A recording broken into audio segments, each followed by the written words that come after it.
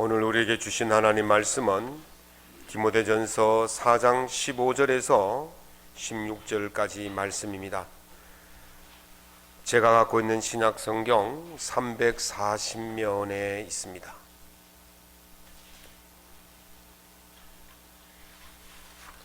디모데전서 4장 15절로 16절까지 말씀을 우리 함께 한 목소리로 낭독하겠습니다. 이 모든 일에 전심전력하여 너의 성숙함을 모든 사람에게 나타나게 하라. 네가 네 자신과 가르침을 살펴 이 일을 계속하라. 이것을 행함으로 네 자신과 네게 듣는 자를 구원하리라. 아멘. 오늘 본문의 말씀을 가지고 평균을 뛰어넘는 신앙이란 제목으로 하나님 말씀의 은혜를 함께 나누고자 합니다. 서울대학교의 교수인 김남도 교수가 다른 여러 교수 9명과 함께 책을 썼습니다. 트렌드 코리아 2023년이라는 책을 썼는데요. 매년 이제 이분들이 이렇게 앞으로의 그 방향, 환경 이런 것들을 조사해서 발표를 합니다. 원래 그 10가지를 주제를 가지고 했는데 첫 번째 주제가 뭐냐면 평균 실종이라는 주제를 가지고 이야기를 했어요. 앞으로의 세대는 이제 평균이라는 것이 없어진다는 거죠. 우리가 무난하다고 생각하는 것, 평균 정도 하면 괜찮다라고 생각하는 그런 평균이 없어진다는 거예요. 그래서 최대가 되든지 최저가 되든지 최상이 되든지 최하가 되든지 이렇게 양극화가 지금보다도 훨씬 더 심화될 것이다, 그렇게 말합니다. 그래서 우리가 흔히 말하는 중산층이 사라지는 그런 시대가 되었다는 거죠. 그래서 이제 종말의 시대다, 그렇게 말합니다. 종말이라니까 지구가 종말하는 것이 아니고 이 평균이 종말한다는 거예요. 평균적으로 사는 것이 없어진다는 거예요. 그래서 평균적으로 살면 살아남을 수 없는 그런 시대가 되었다, 그렇게 이야기를 합니다. 다시 말하면 이제까지 괜찮다고 생각했던 그 평균의 유효기간이 끝났다는 거예요. 정상이, 기준이 바뀌게 되었다는 것을 의미합니다. 다시 말하면 이런 시대에는 특별하지 않으면, 탁월하지 않으면 살아남을 수 없는 시대가 되고 있다. 평균을 뛰어넘는 남다른 치열함과 평균을 뛰어넘는 남다른 탁월함, 평균을 뛰어넘는 남다른 차별성을 가지고 있어야만이 살 수 있는 시대가 되었다, 그렇게 이야기를 하고 있는 것입니다. 신앙생활은 어떻게 했습니까? 그냥 지난해 하던 대로 평범하게 이 정도쯤이면 괜찮다고 그렇게 생활하셔야 되겠습니까? 지금 세계는 급변하고 있습니다. 신앙은 제자른 걸음이고 세계는 격변하고 급변하는데 신앙이 제자리의 걸음이라면 우리 교회, 우리의 신앙은 미래를 담보할 수가 없게 될 것입니다. 미래학자이자 경영학자인 피터 드러커는 이런 이야기를 했습니다. 격변의 시대에 가장 위험한 것은 격변 그 자체가 아니라 지난 사고방식을 버리지 못하는 것이다, 그랬어요. 격변, 위험, 위기가 문제가 아니라 지난 시간의 생각들, 어제의 생각들, 지난 2022년도의 생각을 가지고 그대로 살면 2023년도는 더 큰 문제를 당할 수밖에 없음을 이야기하고 있습니다. 코로나가 장시간 계속되면서 우리 경제나 우리 삶에 많은 위기가 이어졌습니다. 아직도 끝나지 않은 코로나 때문에 고통을 당하고 있습니다. 우크라이나 러시아 전쟁이 1년을 넘게 하면서 세계 경제가 엄청난 위기에 몰려 있습니다. 북한이 아침만 되면 뉴스가 나오잖아요. 미사일 쐈다. 며칠 전에도 또 어젠가요? 미사일 또 쐈다 그러잖아요. 계속 우리에게 극도의 공포를 심어주고 있습니다. 이런 시대 속에서 우리가 위기다, 위험이다, 그런 생각만 하고 그냥 어제 살던 대로 그대로 살면 그 삶이 문제가 있을 수 있다는 거예요. 미사일이 위험이 아닌 거예요. 우크라이나의 전쟁이 위험이 아닌 거예요. 경제 하락이 위험이 아닌 거예요. 코로나가 위험이 아닌 거예요. 지난 생각 그대로 살아가는 것이 위험이라고 말하는 것입니다. 어쩌면 올해 한 해가 지난해 한 해보다 더 큰 어려움이 올 수도 있습니다. IMF 이후에 또는 세계 그 경제 공황 이후에 찾아볼 수 없는 위기가 올해 닥쳐올 수도 있다고 그렇게 말을 합니다. 그 어려울 때에 우리가 그 어려움을 보고 있는 것이 위험이 아니라 그 어려움을 대처하는 태도가 어떠냐에 따라서 위험할 수도 있고 살아남을 수도 있다는 것입니다. 과거 방식에서 벗어나지 못하면 우리는 진짜 어려운 시대를 겪게 될 것입니다. 성경은 이런 어려운 시대를 극복하고 승리하는 삶으로 살아가는 방법을, 답을 우리에게 제시해 주고 있습니다. 오늘 본문 말씀에 바울 사도는 디모데에게 전심전력하여 너의 성숙함을 모든 사람에게 나타나게 하라, 그렇게 말씀하십니다. 전심전력이란 말은 그 자신을 전적으로 쏟아붓는 것을 전심전력이라고 말합니다. 언제 전심전력이 됩니까? 지금 자신의 자리에서 전심전력을 해야 됩니다. 오늘 이 시간에 전심전력을 해야 됩니다. 지금 내가 머무르고 있는 그곳에서 전심전력을 해야 됩니다. 지금 내가 하고 있는 일에서 전심전력을 해야 됩니다. 전심전력을 할 때에 무엇을 가지고 해야 되냐면 정성을 다해서 전심전력을 해야 하는 것입니다. 직장에 다니시는 분들은 그 직장 삶을 전심전력, 정성을 다해서 정심전력해야 돼요. 학교 다니는 학생들은 그 학교에서 정성을 다해서 전심전력을 다해야 할 것입니다. 정성이란 말은 온갖 힘을 다해서 성실한 마음, 참되고 성실한 마음으로 하는 것이 바로 정성이에요. 그냥 힘만 쓰는 것이 아니고 그 힘쓴 것이 참되도록 만드는 것, 그것이 바로 정성이라는 거예요. 사랑하는 성도 여러분, 올 한 해 여러분 살아가실 때에 정성을 다하십시오. 참되고 바르게 힘을 다 쏟아서 여러분들이 머무르고 있는 그 자리가 최고의 자리가 될 수 있도록 만들어 갈 수 있기를 예수님 이름으로 축원합니다. kimberly 커버가라는 그 시인이 쓴 지금 알았는 것을 그때도 알았으면 이란 그런 시가 있어요. 지금 알고 있는 걸 그때도 알았더라면 내 가슴이 말하는 것에 더 자주 귀를 기울였어야 하리라, 그렇게 말했습니다. 그때 지금 알고 있는 것을 그때 알았다면 그때 마땅히 그 일을 했을 거라는 거예요. 그때 최선을 다하고 정성을 다하고 전심전력해서 했을 거라는 거예요. 그런데 그때 귀를 기울이지 않고 살았더니 오늘 뭐 하는 겁니까? 오늘 후회하는 거예요. 오늘 여러분들이 우리의 자리에서 오늘 최선을 다하지 않으면 우리는 1년 뒤에 또 그때 잘할 걸 하고 후회하게 될 것입니다. 오늘 최선을 다하지 않은 사람은 내일 후회할 것이고 어제 최선을 다하지 않기 때문에 오늘 후회하게 되는 것입니다. 여러분들 오늘 최선을 다할 수 있기를 바랍니다. 정성을 다해서 전심전력해서 삶을 살아갈 수 있기를 예수님 이름으로 축원합니다. 그러면 어떤 일에 전심전력을 해야 될 것입니까? 유교의 핵심 경전인 가운데 그 대학이라는 책이 있어요. 거기에 보면 3강령 8조목이라 그러는데 3가지 강령과 8가지 조목으로 되어 있습니다. 거기 보면 8가지 조목 중에 3번째 조목이 뭐냐면 성의라고 그랬어요. 성의라는 말은 성자는 참되다, 바르다 이럴 때 쓰는 성자예요. 의자는 뜻의자거든요. 그래서 뜻을 바르게 하는 것, 뜻을 참되게 하는 것이 바로 그 중요한 그 삶의 기본이다, 그렇게 이야기를 하죠. 뜻은 어디의 뜻입니까? 하늘의 뜻이에요. 그래서 하늘의 뜻을 바르게 하는 것, 하늘의 뜻을 성실하게 하는 것, 그것이 바로 성이고 그것은 바로 하늘의 도다, 그렇게 말합니다. 그러니까 이 하늘의 뜻을 바르게 만들기 위해서 노력하는 것이 바로 사람의 도라는 거예요.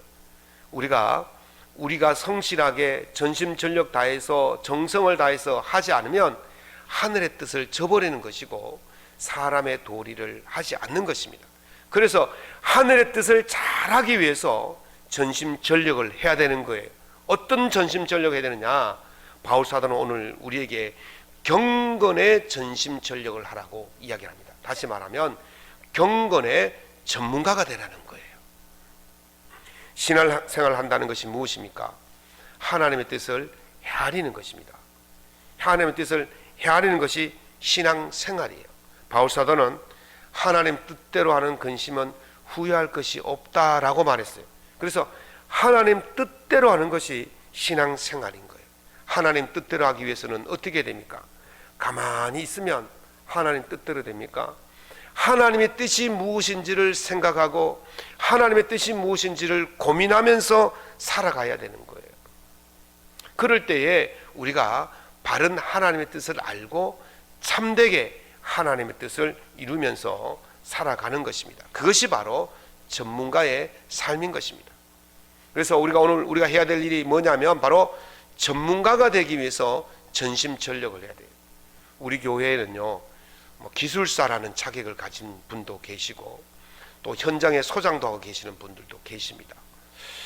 그런데 이분들이 회사에 출근해서 하는 일은 기능사 1급이나 기사 1급이나 기사 2급이나 기술사 자격을 가진 분이나 별반 다를 게 없대요. 비슷하답니다. 그냥 사람들이 보면 저 사람이 기술사인지 기능사인지 기사인지 잘 구별이 안 간대요. 그런데요, 겉보기에는 비슷한데 결정적인 순간에 기술사와 기사 2급에 엄청난 차이가 있다는 거예요.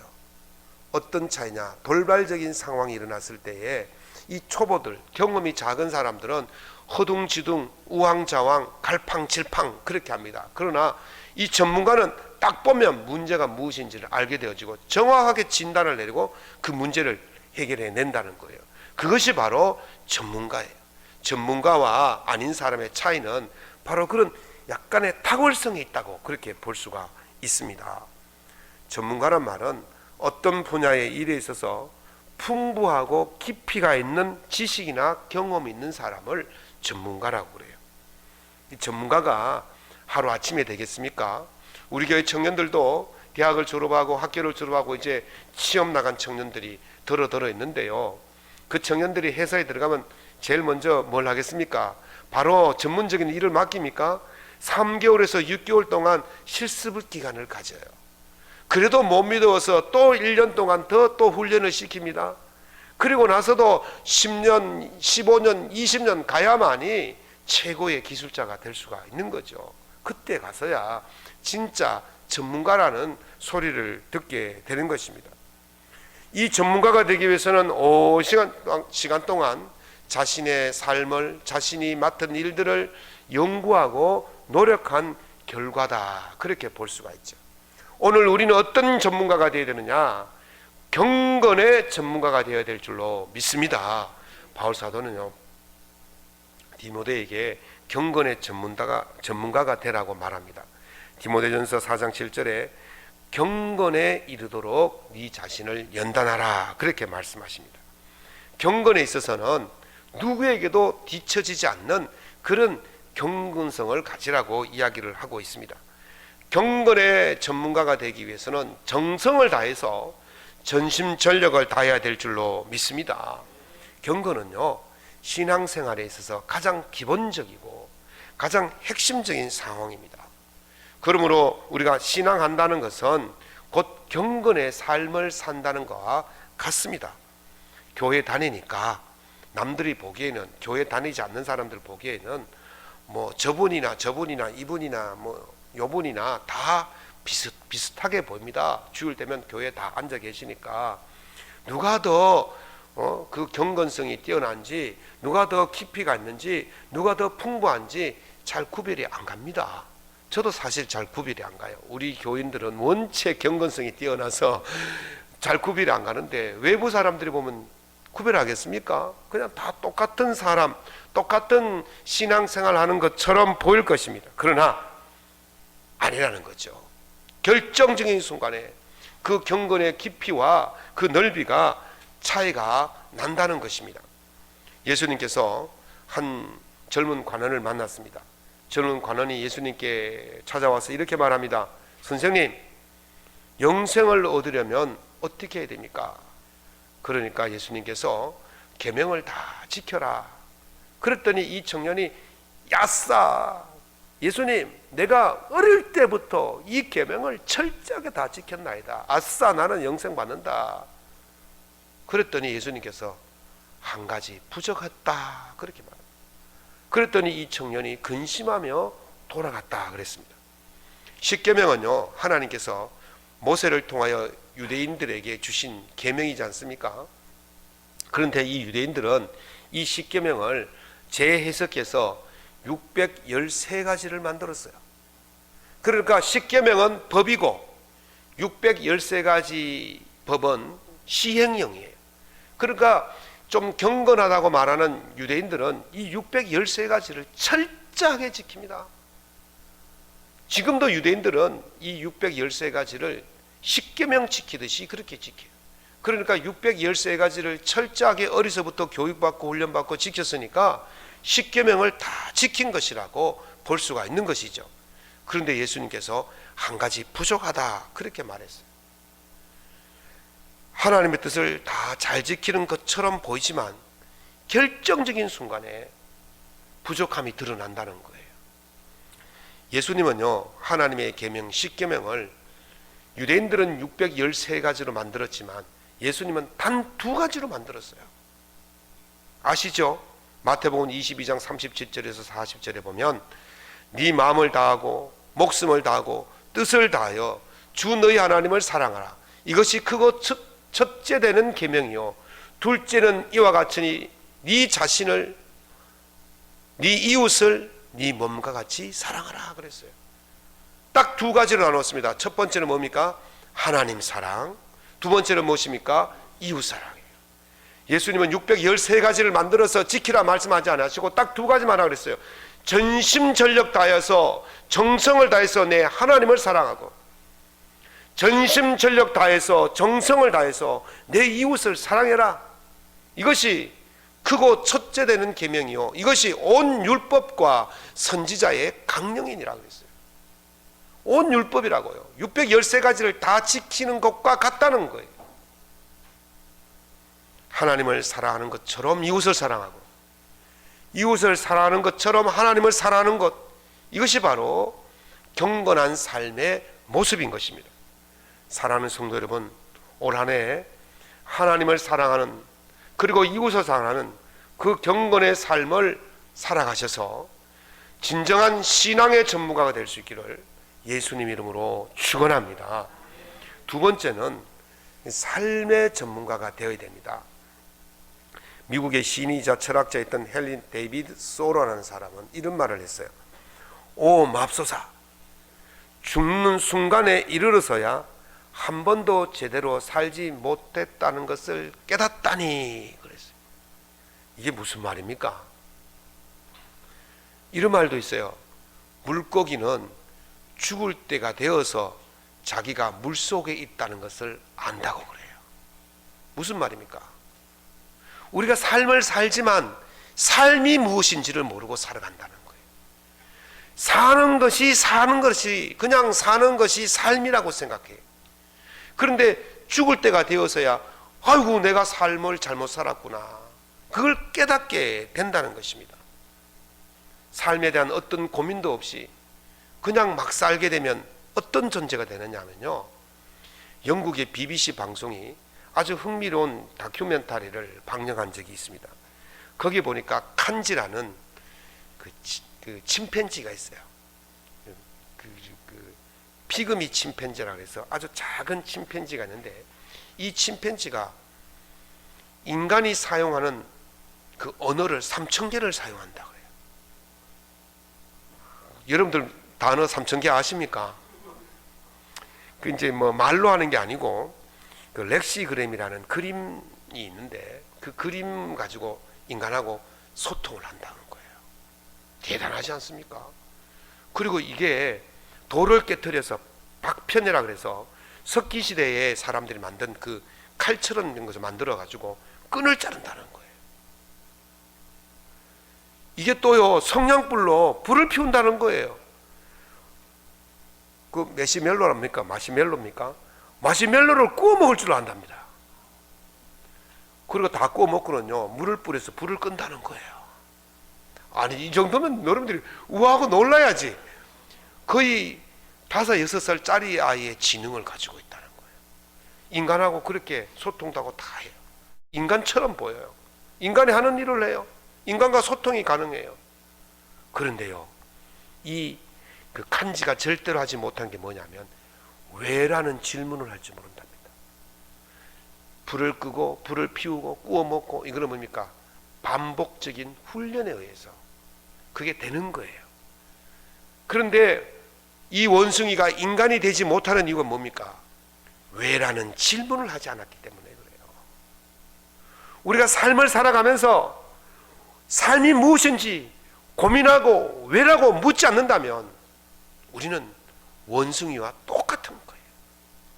인간의 과학이 발전하고 의학이 발전하고 문명이 발전한 이유가 무엇입니까? 왜라는 것이 있었기 때문에 발전하는 거예요.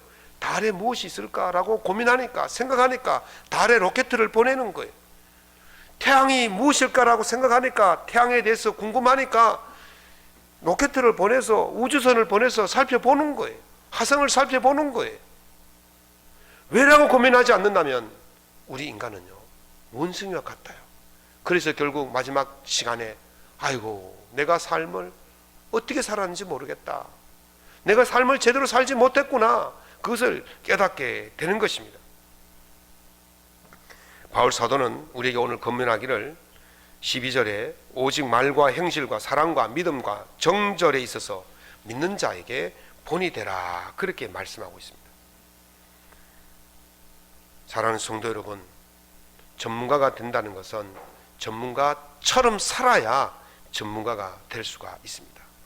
오늘 이 본이 된다는 말은 전문가예요.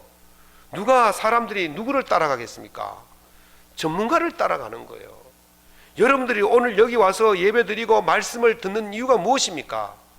왜 제 말씀을 듣습니까? 그래도 목사님은 우리보다 성경에 대해서, 말씀에 대해서는 전문가가 아니겠는가, 그렇게 생각하기 때문에 여기 앉아 계셔서 제 말씀에 경청하고 듣는 거 아니겠습니까? 제가 전문가가 아니라면 여러분들 여기 앉아 있을 리가 없는 거예요. 그래도 제가 설교를 20년 넘게 한 전문가입니다. 네, 안 그런가요? 목사가 된 지 벌써 20년이 훌쩍 넘었어요. 20년 한 곳에 팠으면 전문가는 될 거예요. 그러니까 여러분들이 제가 말하는 것을 따라하고 제 삶을 따라서 본이 되는 거예요. 오늘 바울 사도가 우리에게 요구하는 것이 바로 그것입니다.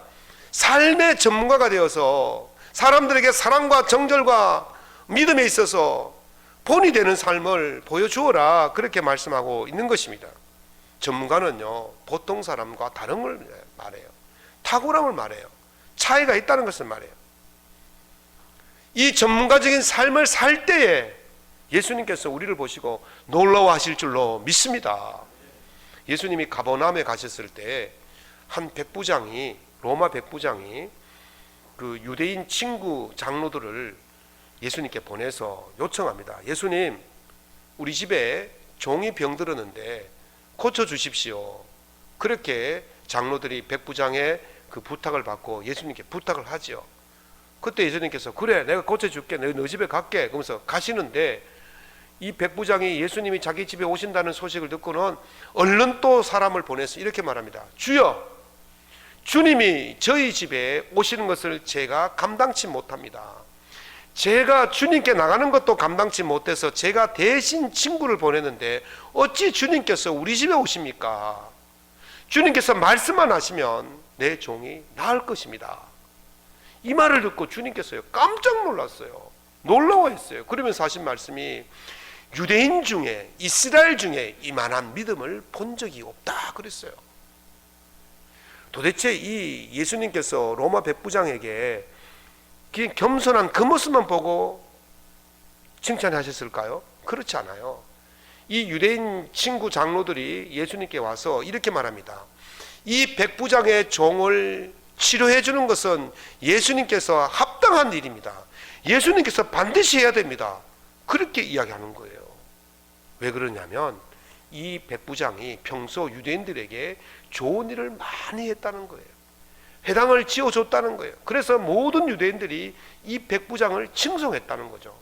그래서 예수님께서 그것을 보시고 이 사람의 삶이 모든 사람들에게 본이 되는 삶이구나. 그래서 예수님께서 그 종을 치료하여 주신 것이고 그 백부장의 그 행동에 놀라워하신 것입니다. 다시 말씀드리면 그 삶의 평판이 좋았다는 거예요. 사랑하는 성도 여러분, 여러분의 삶의 평판이 좋을 수 있기를 예수님 이름으로 축원합니다. 여러분의 삶이 다른 사람들에게 본이 되는 삶을 살 때에 예수님께서 놀라워하시는 거예요.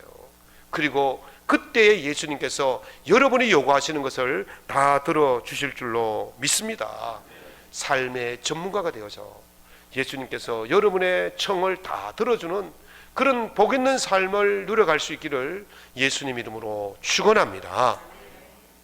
그러면 전문가로 사는데 한 번, 두 번 하고 치워야 되겠습니까? 전문가로 꾸준히 계속해서 사셔야 됩니다. 그 템던이라는 단어가 있어요. 템던이란 말은 그 말이 마차 끌 때의 모습인데요. 말이 마차를 끌 때 두 마리가 이렇게 나란히 끄는 경우도 있고 또 두 마리가 일렬로 끄는 경우가 있어요. 한 마리가 앞에 있고 그 다음 한 마리가 뒤에 이렇게 일렬로 끄는 경우가 있어요. 그러면 이걸 이제 템던이라고 그러는데, 이제 여러분들 유원지에 가면 자전거 타는데 1인용 자전거가 있고 2인용 자전거 있죠. 2인용 자전거도 보면 바퀴가 그 페달이 두 개 달린 그 자전거가 있고 페달이 뒤에만 달린 자전거가 있어요. 그래서 페달이 두 개 달린 자전거를 주로 누가 탑니까? 청춘 남녀들이 많이 타지요. 그래서 앞에는 여자분이 앉고 핸들만 잡고 있고 뒤에는 남자분이 힘자랑한다고 열심히 땀을 뻘뻘 흘리면서 페달을 밟지 않습니까? 막 죽을 줄 모르고 밟고 있어요. 네. 그래 밟는데, 그런데 이 페달을 밟다가 남자가 아이고 왜 내만 페달 밟아야 돼? 손해가 막심하다. 그러면서 페달을 밟는 것을 멈추면 어떻게 되겠습니까? 끝나는 거예요. 넘어지든지 더 이상 진보를 하지 못하게 되는 거죠. 또 앞에 있는 여자분도 아이고 나는 볼 게 많네 그러면서 옆보고 뒷보고 뭐 그러다 보다만 앞 안 보고 가면 어떻게 됩니까? 도랑으로 들어가겠죠. 그래서 이 팬덤이라는 것은 전심전력을 다해서 같이 할 때에 효과가 나타난다, 그런 이야기를 하고 있습니다. 신앙의 전문가도 마찬가지입니다. 오늘 좀 은혜 받았다고, 오늘 좀 복 받았다고 여기서 그만두면 그 사람은 넘어지고 도태하는 거예요. 그래서 바울사도가 이렇게 말합니다.